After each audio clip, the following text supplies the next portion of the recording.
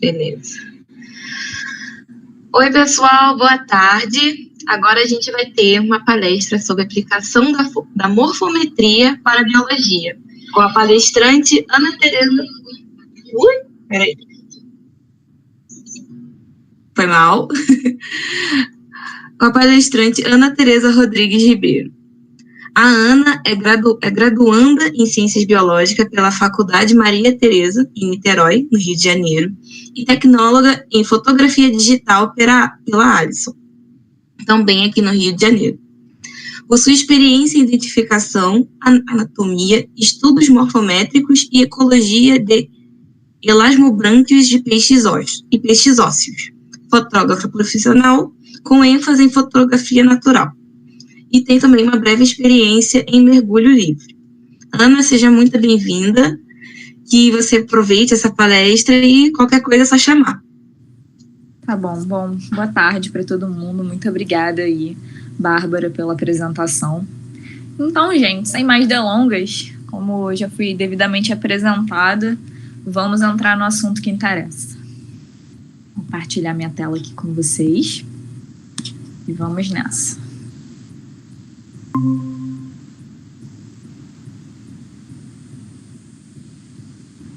Vamos entrar aqui.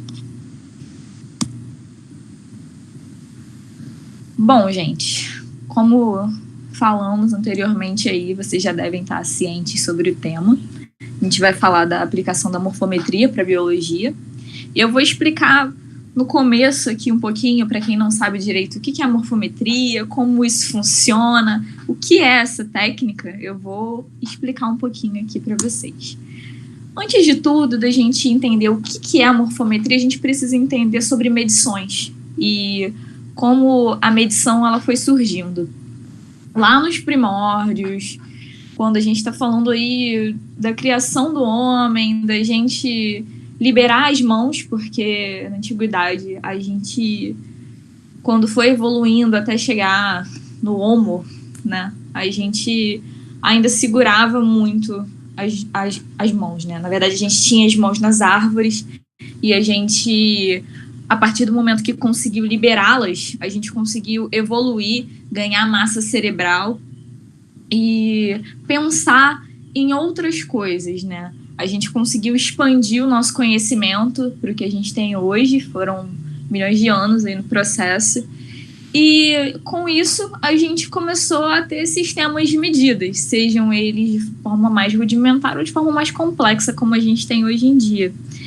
E, visto isso, eu queria citar alguns momentos aí onde a gente teve a adição de medidas, sejam elas de forma mais rudimentar ou no começo, quando começou a ser uma coisa mais técnica e mais matemática, mas a gente sempre teve a matemática e as medidas presentes. A gente tem alguns casos, como as primeiras datações da humanidade, que foram medidas astronômicas e medidas agrônomas. E as medidas astronômicas com fim até religioso. E, posteriormente a isso, a gente teve a primeira tentativa, né, que a gente data de medições devidamente matemáticas, que foi na Revolução Industrial, que a gente teve a adição do sistema métrico decimal, que é essa representação que eu tenho aqui ao lado com vocês, em que a gente está trabalhando com casas de 10, tanto o nome decimal. Visto isso, a gente já se situou na história das medições, né, que é o princípio básico da morfometria. Eu queria perguntar para vocês o que é a morfometria. A gente se pergunta, né, e para isso as palavras, né, a origem das palavras, elas dizem muito para a gente. Morfometria vem do grego morphe, que significa forma, junto com a palavra métricos, que significa o ato de medir. Ou seja, a morfometria é o ato de medir a forma. E como transformar isso para um termo biológico? A gente transforma isso da seguinte forma. A morfometria ela vai ser um estudo da área da matemática em que a gente vai aplicar essas medições para fins biológicos, ou seja, para identificar, quantificar e entender tanto diferenças quanto semelhanças entre os organismos. Então, gente, A gente já se situou na história, entendemos um pouquinho da origem da palavra morfometria e o que o conceito em si significa. Agora vamos lá. Antes da gente entrar nas técnicas em si, eu preciso que vocês fiquem um pouquinho afiados em alguns conceitos que a gente tem. O primeiro deles é o conceito de alometria, que é um conceito que a gente usa muito dentro de morfometria. A alometria, ela vai explicar relações biológicas em forma de escala matemática. Ou seja, a gente pode ter 3 tipos diferentes aí de estilos alométricos, que seriam os aspectos morfológicos, onde a gente vai avaliar, por exemplo, o tamanho de uma estrutura em comparação com o todo. Aqui eu trouxe 2 exemplos. Eu trouxe o exemplo do cérebro do golfinho em relação ao seu corpo e do cérebro humano em relação ao corpo de um humano. A gente vai avaliar os tamanhos em relação ao total. A gente pode ter aspectos fisiológicos, onde a gente vai avaliar, por exemplo, a taxa metabólica, de atividade metabólica em relação à massa corpórea do organismo. E a gente pode ter também aspectos ecológicos. O que são os aspectos ecológicos? São os aspectos, por exemplo, tamanho da asa versus eficiência de voo do animal. Visto isso, vamos lá. Quando a gente fala de alometria, a gente tem que ter sempre 2 variáveis. No caso aqui, x e y. X vai sempre representar o tamanho do corpo do organismo, o total do organismo. E y vai sempre representar a parte do organismo que a gente está avaliando. Seja ela uma parte do uma parte do animal, uma parte de algum órgão, né? Um órgão em si, perdão. E aqui eu lembro vocês do exemplo anterior, onde, por exemplo, a gente viu lá no aspecto morfológico da alometria, que a gente falou ali do tamanho do cérebro em relação ao corpo, que a gente viu os 2 exemplos, do golfinho e do humano. Aqui eu trouxe para vocês um diferente, para vocês verem que pode ser também uma parte do corpo do organismo. Eu trouxe aqui o X, que está se representando o corpo total do organismo, que no caso aqui é um caranguejo, e o Y, que está representando o tamanho daquela, que é a garra maior aí do organismo. Ou seja, ele está avaliando aqui o tamanho de crescimento daquela em relação ao tamanho de crescimento do corpo. Entendido isso, a gente já viu que esse organismo ele vai poder ter um crescimento do corpo e um crescimento de um órgão ou de parte dele. Então, como a gente avalia esse crescimento em si? A gente vai poder ter 2 tipos de alometria e um tipo de isometria. Mas o que é isso? Isso é simplesmente para avaliar como esse organismo está se desenvolvendo, como ele está crescendo. Se ele está crescendo de maneira uniforme, se ele não está crescendo de maneira uniforme. E isso a gente avalia em 3 pontos. Com a alometria negativa, onde o comprimento ele vai ser maior que o peso, ou seja, o tamanho total vai ser maior que a parte que a gente está avaliando. A isometria, onde o total é igual à parte, e a alometria positiva, onde o total, que é o comprimento nesse caso, é menor do que a parte, que é o caso, por exemplo, do caranguejo, em que aquela se desenvolve de uma maneira mais rápida que o corpo. Então, gente, entendemos aí esses conceitos, entendemos como o crescimento dos animais ele vai ser desenvolvido. Então, vamos lá. A gente tem 3 tipos de morfometria principais aí que ainda são muito utilizadas na ciência. A morfometria clássica, que é representada por medidas lineares e por instrumentos como paquímetros e réguas. A gente tem a morfometria de contorno ou morfometria de Fourier, que é representada aí por medidas matemáticas, onde a gente vai avaliar o contorno das estruturas dos organismos. E a gente tem a morfometria geométrica, que vai avaliar uma parte do organismo, ou um organismo como um todo, só que de forma tridimensional. Aqui eu trouxe para vocês 3 exemplos, né? Um de cada, na verdade, da morfometria clássica, para vocês terem noção de como são feitas as medidas, que são todas lineares, como vocês podem ver. Eles estão avaliando, por exemplo, diâmetro do olho, diâmetro da cauda. Na morfometria geométrica, onde você vai fazer pontos, que são chamados de marcos anatômicos, e isso daí vai gerar uma figura 3D. E a gente tem a morfometria de contorno, onde você vai avaliar todo o contorno do animal. Na morfometria clássica, a gente utiliza métodos mais simples, métodos lineares, comprimentos, larguras, ângulos simples, que vão ser calculados e gerando um cálculo de proporção simples. Aqui eu trouxe para vocês um estudo que eu não vou me arriscar a falar o nome por motivos óbvios, mas que, como vocês podem ver, são todas medidas lineares que estão sendo retiradas ali do animal. A morfometria de Fourier, ou morfometria de contorno, ela já não vai trabalhar com ângulos e medidas simples, ela vai trabalhar com estruturas de contorno que vão ser analisadas através de funções trigonométricas, que foram descobertas por Fourier, por isso leva o nome. E a gente ainda vai estar trabalhando com uma figura 2D, a gente vai estar trabalhando em 2 planos, ou seja, a gente vai ter 2 variáveis, x e y. Aqui eu trouxe para vocês um estudo com folhas, para vocês avaliarem, que aqui eles estão fazendo uma avaliação de folhas de tamanhos diferentes de uma mesma espécie. Como vocês podem ver no gráfico C, a gente está avaliando tudo em trigonometria. E, por fim, a morfometria geométrica. Ouso dizer, uma das mais complexas. E a morfometria geométrica, o grande lance dela é que a gente vai trabalhar com marcos anatômicos, ou landmarks. O que é isso? Isso, na verdade, são ângulos em que a gente quantifica a deformação através de coordenadas cartesianas. Parece complicado, né? Mas essa parte o programa faz. Mas é sempre bom entender a essência da coisa. E através disso a gente consegue gerar distâncias espaciais. Ou seja, a gente trabalha com formas em 3D, representações de até 100% de fidelidade. Então a gente vai estar trabalhando com 3 variáveis, x, y e z. Aqui eu trouxe um artigo muito legal para vocês, que é um artigo de paleontologia, onde eles conseguiram reconfigurar em 3D um crânio através da morfometria geométrica. E, por fim, eles fizeram a impressão desse crânio em 100% de fidelidade através de uma impressora 3D. Por fim, gente, vamos lá. Agora que a gente já entendeu um pouquinho das 3 morfometrias e que eu vou focar na morfometria de contorno e na morfometria geométrica, eu quero que, dentro da morfometria geométrica, vocês entendam algumas coisas para poderem aplicar a técnica dos pontos. Para você aplicar essa técnica, não é simplesmente você chegar e ir colocando os pontos onde você acha que vai funcionar. Tem que ter uma metodologia, você tem que ter um embasamento científico para poder fazer isso. Senão, na verdade, vai ser um trabalho aleatório onde os teus números não vão significar nada. E para isso, a gente precisa entender da homologia dos pontos. O que é a homologia dos pontos? Como a própria palavra diz, homo, semelhanças.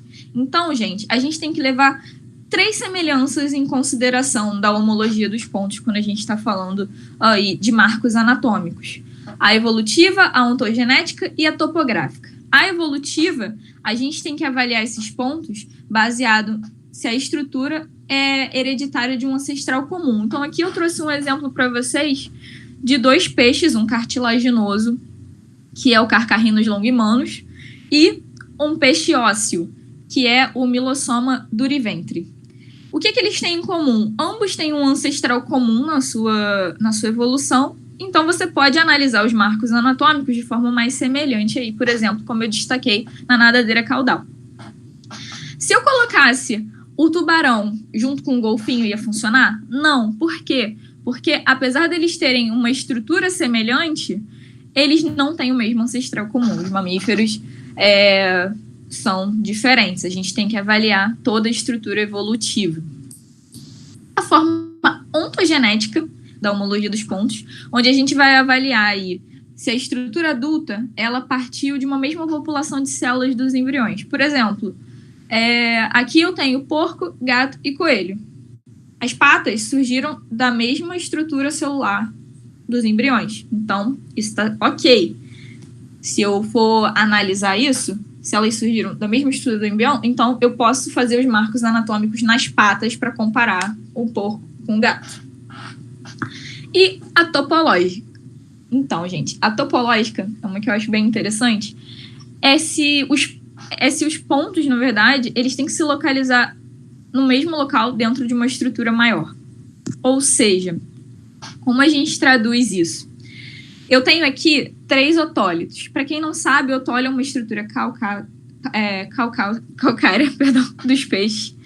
E baseado nessa estrutura, a gente consegue diferir N coisas. Por exemplo, analisando o otólito, a gente consegue ver nível de acúmulo de metais pesados, a gente consegue ver se o otólito, se a gente está avaliando uma mesma espécie, a gente consegue discernir se ele é de diferentes populações. Então, é uma estrutura muito rica em termos científicos, ela nos dá muitos dados, se você analisar da forma correta. Aqui eu tenho 3 otólitos de uma mesma espécie, de Apus do Merili, perdão. Então, gente, se eu pegar, por exemplo, essa área em V da ponta do otólito e for analisar, eu posso analisá-la em relação topográfica. Por quê? Porque ela é uma estrutura igual a todos eles dentro de uma estrutura maior, que é o otólito como um todo.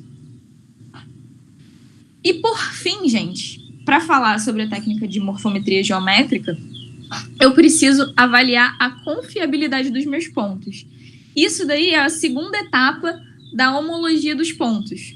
Ou seja, eu tenho meus pontos lá, já fiz a minha homologia, agora eu tenho que avaliar se isso é confiável e qual o nível de confiabilidade desses marcos anatômicos. Eu tenho tipo 1, que é altamente confiável, tipo 2, que é razoavelmente confiável, e tipo 3, que é o menos confiável, é de baixa confiabilidade e é o que a gente chama de pseudo-landmarks. Aqui eu trouxe um exemplo para vocês de cada um deles. Aqui, por exemplo, no tipo 1, eu estou avaliando ali toda a construção onde eu tenho a junção da asa com as nervuras. Isso é uma confiabilidade tipo 1. Tipo 2, eu estou avaliando os pontos baseados, por exemplo, nos processos, que são aquelas partes do crânio, por exemplo, que são mais elevadas, são mais pontudas, vamos dizer assim. Isso é um exemplo de confiabilidade tipo 2. E a confiabilidade tipo 3, que é um pseudo-landmark, onde eu estou avaliando aí extremidades. Quando você avalia extremidades e de uma forma, como vocês podem ver, eu estou usando muita morfometria de contorno e apenas 3 pontos para gerar a tridimensionalidade. Então, isso daí é um pseudo-landmark. Eu estou utilizando a extremidade ali como confiabilidade. E esse é o nível mais baixo de confiabilidade na técnica de morfometria geométrica. Então, vamos lá. Coisas importantes para vocês refletirem. Por que eu não uso a morfometria clássica? Não é mais fácil? Não são só medidas lineares? Sim, são só medidas lineares, é mais fácil. Mas por que não usar? Primeiro, a morfometria de contorno e a morfometria geométrica trazem muita riqueza estatística. Então, o que a morfometria geométrica te ofereceria como proporções simples e um cálculo apenas de porcentagem, você consegue trabalhar isso traduzindo isso em até formas tridimensionais utilizando a morfometria geométrica. Então, a robustez estatística é muito mais alta. Você vai ter uma estatística fantástica para trabalhar com até 100% de certeza. Então, a gente tem também essa questão que eu falei para vocês de conseguir reconstruir até tridimensionalmente. Então, isso é uma coisa que a morfometria clássica ela nunca vai poder oferecer. E a gente tem como identificar também coisas como onde, como e a magnitude de como essas mudanças ocorreram no que a gente está avaliando no organismo. Então, onde a gente consegue identificar exatamente onde aquilo começou, onde está a mudança, onde aquilo vai evoluir. Como essa mudança aconteceu, porque você consegue calcular e acompanhar a evolução daquilo. E a magnitude para ter noção do quão importante é essa mudança. Aqui, gente, eu trouxe para vocês 2 formas de realizar a técnica em si. Coisas importantes que a gente tem que ter. Se você for avaliar uma estrutura maior, uma estrutura grande, você vai precisar de um tripé, de uma câmera, você vai precisar de um papel milimetrado, porque a gente está falando aqui de exatidão. Então, é legal você ter noção de onde você vai colocar para você não ter uma discrepância muito grande de uma foto para outra, se um está muito em cima, se o outro está muito embaixo, e o papel milimetrado ajuda muito nisso. E ter também uma escala, sempre muito importante, não se pode fazer coisa sem escala. E a outra forma de também avaliar, aqui eu estou inclusive avaliando um otólito, que é uma estrutura pequena, é através de uma lupa. Você pode avaliar com uma lupa que fotografa, já ligada direto no computador, você já joga no próprio programa da lupa e ela já vai te dar ali também a escala, tudo direitinho. Vamos lá. Como aplicar as técnicas? Falamos ali um pouquinho da parte mecânica da coisa, então vamos relembrar alguns pontos importantes para como aplicar a técnica de contorno e a técnica de morfometria geométrica. A homologia dos marcos anatômicos, foi o que a gente falou lá no começo. Você ter noção do que você está fazendo é importante. Você ter um background de estudo é importante. Você tem que saber sobre o que você está estudando. Não é o tipo de coisa onde você vai simplesmente pegar e fazer a técnica da mesma forma que uma outra pessoa fez e você vai saber ler os dados. Você precisa estudar sobre o que você está trabalhando. Você precisa ver o que funciona e o que não funciona. Padronização do processo de imagem. Isso é importantíssimo. Nossa, isso é muito, muito importante. Se você não padroniza o teu processo de imagem, como que você acha que o programa vai calcular as tuas fotos? Porque assim, gente, a gente precisa ter um padrão para a gente poder diminuir o nível de erro. Porque se você tem uma margem de erro muito grande, a sua técnica não vai servir de nada. O teu trabalho ele não vai ser levado em consideração. Então, padronizar a imagem, padronizar a luz, não mexer ali no tripé, que é o quê? É o último tópico aqui. Avaliar sempre a estrutura em relação à câmera, nunca a câmera em relação à estrutura. O que isso quer dizer? Nunca tu chegar lá e ficar alterando o teu tripé, mexendo na tua câmera. Focalizou, ajeitou, você não mexe mais, mexe só na estrutura, no organismo que você está trocando.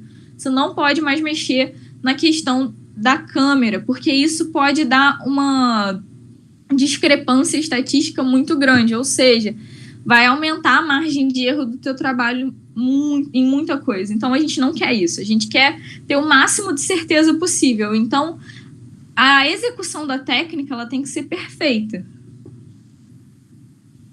Então, vamos lá. Visto isso, o que a gente tem que ter em mente? Os softwares que a gente pode trabalhar, não é mesmo? Afinal, ninguém vai fazer essa estatística sozinho. A gente ia surtar, né? E para morfometria de contorno, eu trouxe alguns exemplos aqui. Vocês têm mais softwares se vocês pesquisarem, mas eu trouxe alguns que eu acho interessantes e que eu vejo normalmente utilizando mais nesses estudos. Para morfometria de contorno, a gente tem o Maple, o R, com o pacote Shaper, o TPS e o MorphoJ. Aqui eu trouxe para vocês um estudo para vocês verem de morfometria de contorno, onde ele está avaliando a diferença do contorno entre duas conchas diferentes. Então, como vocês podem ver, vocês podem usar qualquer um desses softwares para fazer isso. E para morfometria geométrica, também alguns softwares incomuns aqui, TPS, MorphoJ, o R, só que com o pacote Geomorph, que é um outro pacote do R, e o PAST. Vocês podem usar qualquer um desses, tem mais softwares, como eu falei. Mas a grande questão aqui, isso é uma questão totalmente pessoal, vai variar muito de você, do que você prefere para você, mas eu prefiro utilizar o R. Por quê, Tereza? Por que você prefere usar o R?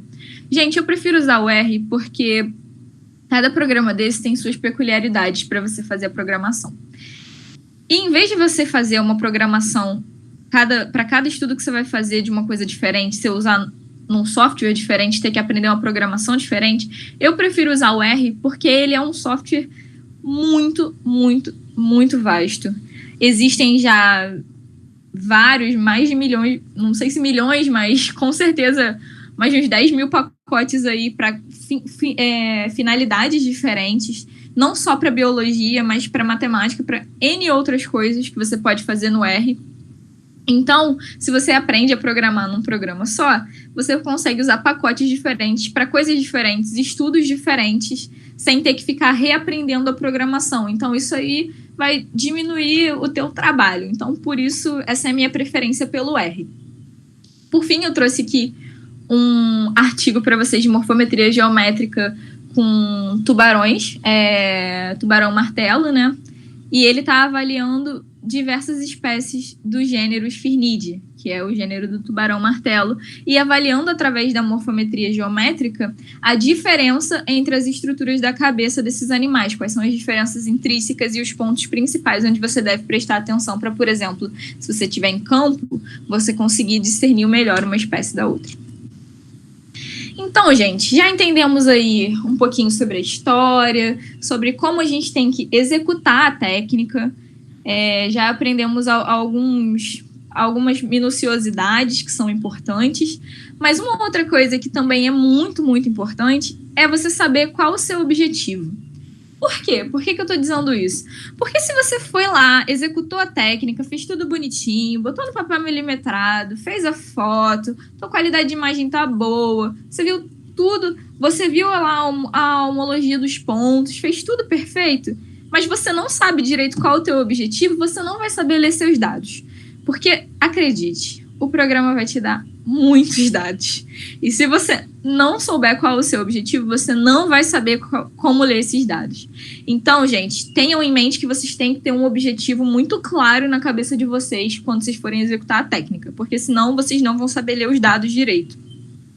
Aqui eu trouxe alguns exemplos de alguns objetivos, tem mais, com certeza, que vocês podem usar nessa técnica, mas eu trouxe alguns dos mais comuns, que é para descobrir tamanho de maturação, a taxa de crescimento desse animal, como é o crescimento desse animal, que é o que a gente falou lá no começo, se é alométrico positivo, se é isométrico, alométrico negativo, para identificar novas espécies, vocês podem comparar aí com outras espécies, vocês podem comparar a mesma espécie para avaliar diferentes populações. Então, assim, a técnica ela vai te trazer muitas coisas. E eu trouxe alguns artigos aqui que eu vou mostrar a seguir para vocês verem como é versátil e como vocês podem usar com diversos animais, com botânica. Vai variar muito do seu objetivo.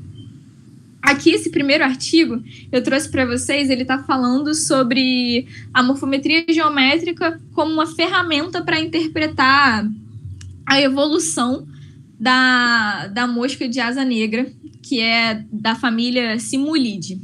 E o que ele avaliou mais de 30 espécies diferentes, e o que eles conseguiram avaliar foi que a definição taxonômica prévia ela estava correta, poderiam ter avaliado que ela era diferente, caso não estivesse, porque a morfometria dá uma exatidão muito maior, e eles conseguiram também avaliar marcos anatômicos importantes dessas espécies.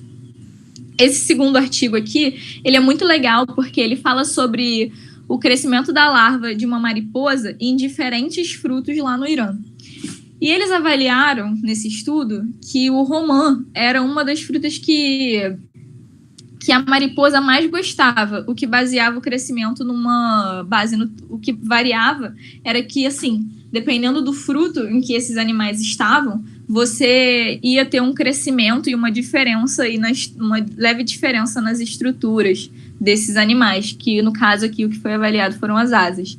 E o que eles viram é que, por exemplo, a fruta preferida aqui desse estudo, né, dessas larvas de mariposa, eram o romã. Porém, elas não se desenvolviam mais no romã. Elas se desenvolviam mais em outros frutos. Então, por que elas preferiram o romã? Então, aqui a morfometria já trouxe para vocês um embasamento para um estudo futuro. Por que se ela não se desenvolve mais no romã, o que faz ela querer estar no romã? E a morfometria ela pode gerar essa dúvida em você, o que é ótimo, porque isso gera mais artigos, gera mais conhecimento. Esse terceiro artigo aqui é um artigo que, por exemplo, ele está reavaliando como a alometria pode ser efetiva baseado nas técnicas morfométricas desenvolvidas que a gente tem até hoje. Então, assim, ele está avaliando até que ponto a gente pode evoluir, o que a gente tem para melhorar ainda nessa técnica. Esse aqui é muito interessante, esse artigo. Ele está falando de fósseis, ele está avaliando fósseis de uma região e avaliando mordidas nesses fósseis. E aí, através da morfometria, que eles marcaram os pontos das mordidas, eles conseguiram diferenciar quais eram os animais que executaram essas mordidas. E eles descobriram que eram o leão e a hiena. E a partir disso, eles conseguiram gerar um background de ecologia e de evolução na alimentação desses animais. Esse aqui é para as pessoas que gostam de botânica não ficarem tristes comigo. É um artigo que fala aí sobre a família Orchidaceae e ele vai avaliar a diversidade na Europa e na Rússia. Então, ele vai avaliar diversas espécies e ver as suas diferenças intrínsecas na morfometria. E baseado nisso e em tudo que a gente tem descrito até hoje dessa família, eles conseguiram ver que numa determinada região estava acontecendo um processo de hibridização. E quem sabe no futuro um processo de evolução e descobrimento de uma nova espécie. Tudo baseado na morfometria. E por fim, trouxe aqui mais um exemplo para vocês, que é um exemplo de otólito, onde eles avaliaram aí o otólito de sólio a sólio em diferentes regiões e avaliaram que eles têm diferenças específicas de acordo com cada região. Mais uma coisa que você pode pensar depois no futuro. Por que que é diferente? Será que é a base nutricional desses animais? Será que é a química da água? Então, gera questionamentos futuros, coisas importantes que a gente tem que avaliar. E agora, o que eu vou fazer com vocês? Para a gente encaminhar para a finalização, eu vou fazer um estudo de caso com 2 artigos para vocês. Esse primeiro não tem nada a ver com morfometria, mas eu quero que vocês tentem linkar esse artigo com o próximo artigo que tem a ver com morfometria e ver o que a gente precisaria utilizar nesse primeiro artigo baseado na morfometria.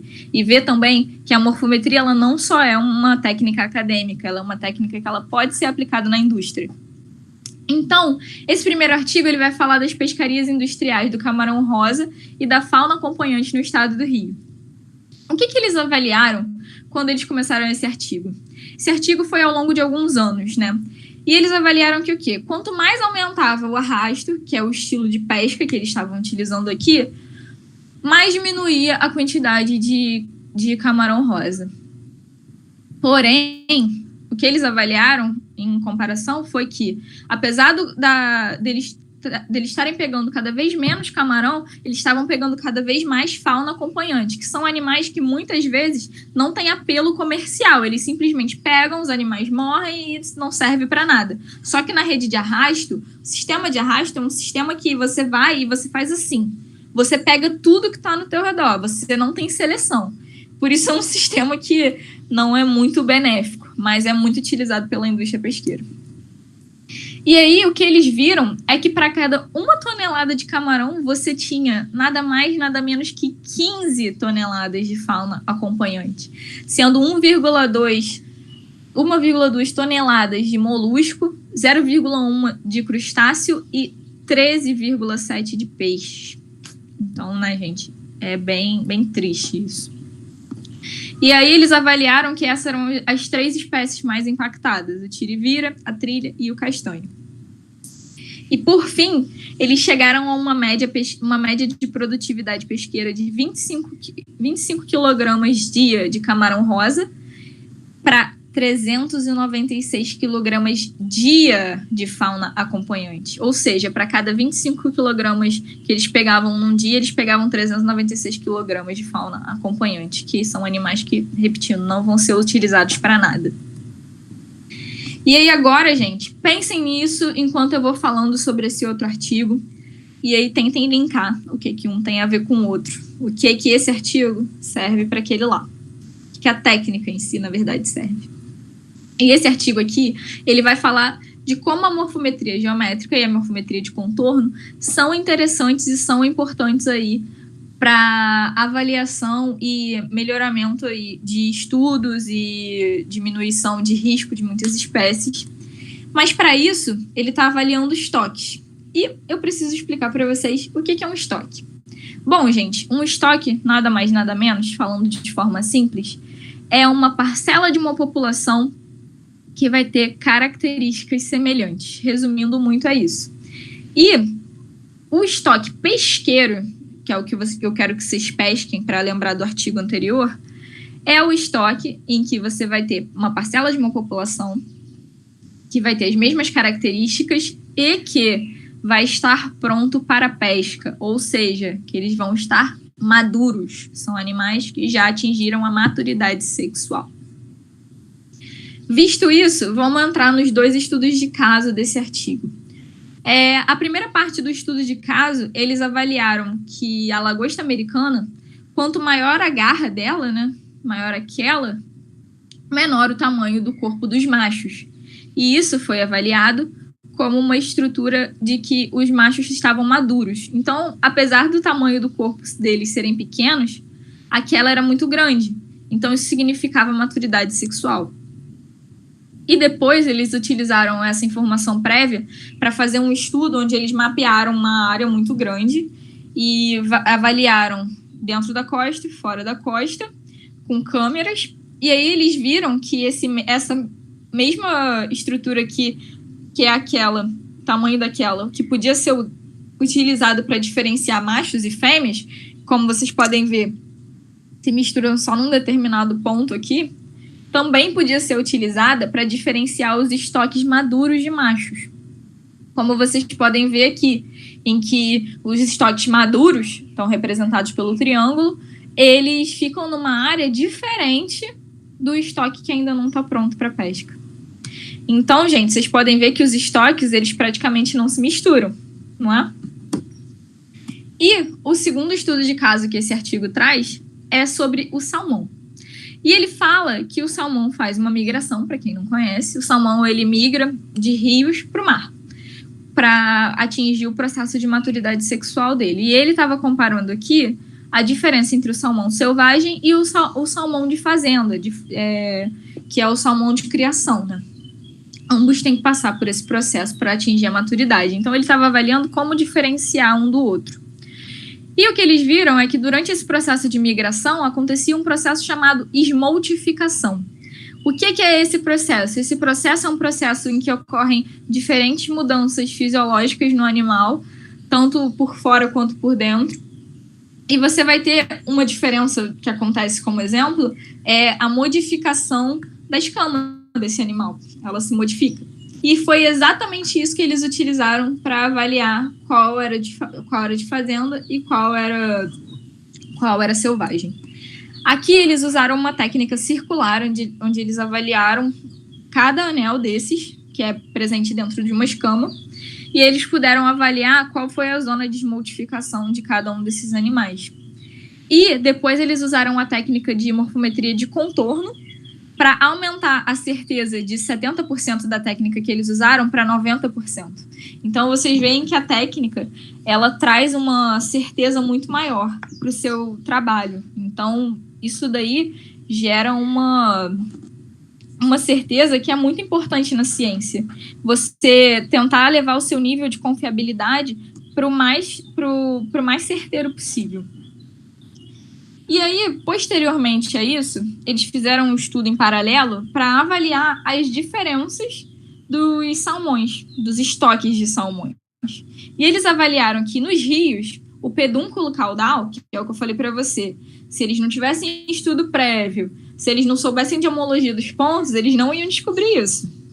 Eles descobriram que o pedúnculo caudal é o que diferencia os estoques de salmão em rios, tanto para os mesmos rios, dos estoques que estão prontos ou não para pesca, quanto para rios diferentes, para avaliar diferentes populações. E eles viram que no mar, o que era mais importante não era já o pedúnculo caudal, e sim a nadadeira caudal, justamente porque eles sofrem por esse processo de esmoltificação, então vão ocorrer mudanças no animal. Então, a área de avaliação mudou. E eles viram essas mesmas questões, diferentes estoques numa mesma localidade e para diferentes localidades. A nadadeira caudal era o que era mais eficiente. Então, gente, para a gente finalizar, vamos pensar um pouquinho, lembrando lá daquele primeiro artigo. Se vocês pensassem o seguinte, aquele primeiro artigo você pegava tudo de fauna acompanhante. Só que a gente viu no segundo artigo que os estoques, eles praticamente não se misturam. Então, quando a gente pega um barco de arrasto e pega tudo, aplicando a técnica de morfometria com essa finalidade, a gente pega muito menos fauna acompanhante e a gente mata menos, né, diversidade desses animais, menos variabilidade genética desses animais. E, por fim, trago aqui as vantagens e desvantagens da técnica, algumas delas, na minha opinião, algumas das mais importantes. As vantagens, a gente tem velocidade na coleta de material e de teste, porque não é um processo tão demorado. O baixo valor durante o processo, não é uma técnica cara. e que o material ele pode ser tanto seco ou fresco, dependendo com que você está trabalhando. As desvantagens: o material não pode estar, em hipótese alguma, danificado, senão você vai ter uma análise falha. E você não pode ter erro nenhum na sua metodologia, por menor que seja, principalmente no processo de captura da imagem. Visto isso, vocês já viram que a morfometria ela tem custo baixo, ela é versátil, serve para praticamente tudo que você quiser trabalhar e ainda te dá um background muito grande, porque você tem que ter um estudo prévio, então ela te força a aprender muita coisa. Então eu já sei que vocês se apaixonaram pela técnica, assim como eu. Finalizando, queria agradecer a todos e deixar vocês com essa frase, que é do Galileu Galilei. O grandíssimo livro da natureza está escrito em língua matemática e os caracteres são os triângulos, círculos e outras figuras geométricas, sem as quais se está vagueando em vão por um obscuro labirinto. Muito obrigada.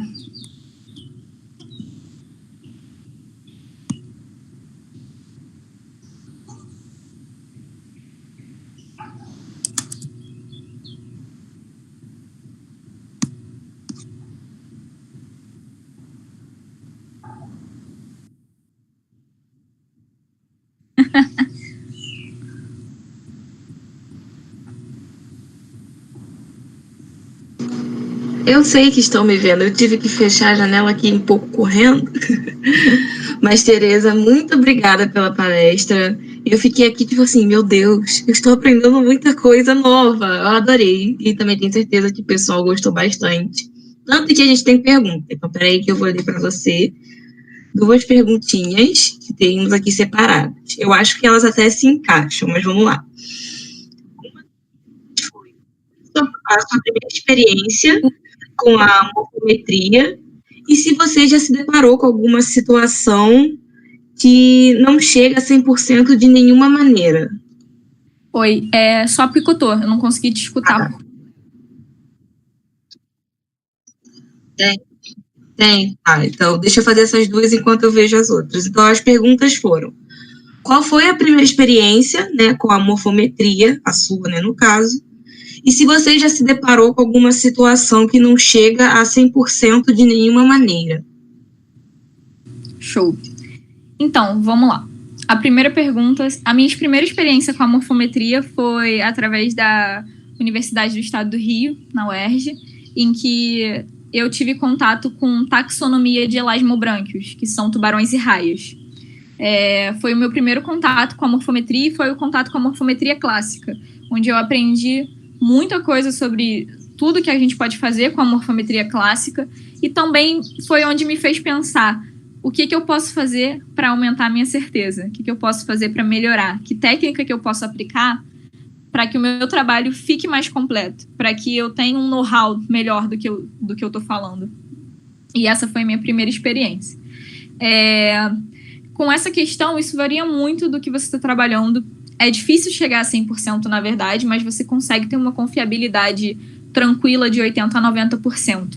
O trabalho das lagostas que eu apresentei, eles conseguiram chegar a 100% de confiabilidade. Mas você tem a sua margem de erro. Então, assim, aí eu volto na tecla da questão de como você vai aplicar a sua técnica. Você tem que ter toda essa questão de aplicar da forma correta, justamente para que você aumente a sua percentagem de certeza.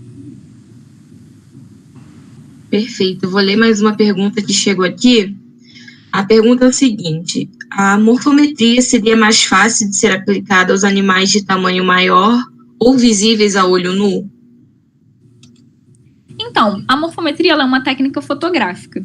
Obviamente que talvez você tenha um pouco mais de trabalho em ter que ficar numa lupa, como eu mostrei ali, e ter que ficar olhando, mas você pode aplicar. Se você tiver uma câmera boa o suficiente para captar uma imagem de alta qualidade, você pode aplicar ela com materiais menores, sim, com animais menores, sim. E não só com animais, você pode aplicar na botânica também.